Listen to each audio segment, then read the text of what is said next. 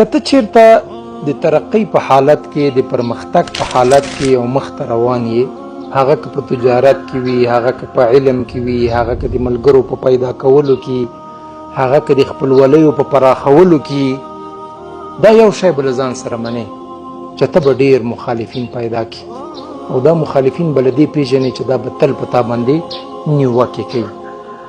دا نیوکې بیا په دوه قسمه دي، یو نیوکه منفي نیوکه، یو مثبت نیوکه. مثبت نیوکه اکثره د دوست لخوا نه کېږي، د خواخوږي لخوا نه کېږي، هغه د تا تېروتنو او خطاګانو ته متوجه کوي. خو منفي نیوکه دا ډېره خطرناکه وي.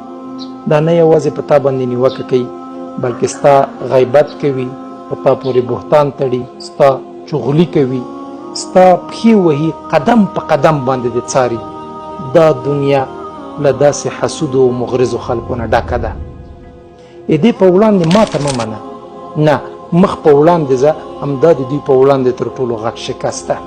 ته د دې مغرضو او حسودو خلکو نه الله ته پناه وروړه، الله ته ځان نږدې که. ګوره الله په قرآن کریم کې څه فرمایي؟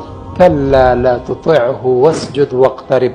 ته الله ته ځان نږدې که، الله ته په سجدو باندې ځان نږدې که، او په سجدو ته الله ته نږدې کېږي. دې خلکو پروا مه کوه. ګوره یو مشهوره مطلب به مو اورېدلی وي چې اکثره خلک میوهداره ونې په تیږو باندې ولي.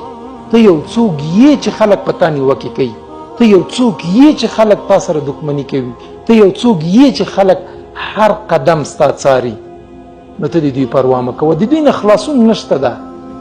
د دوی نه خلاصون لاره څه ده؟ چې د دوی په وړاندې ځان بې پروا که او الله ته پناه ورکړه.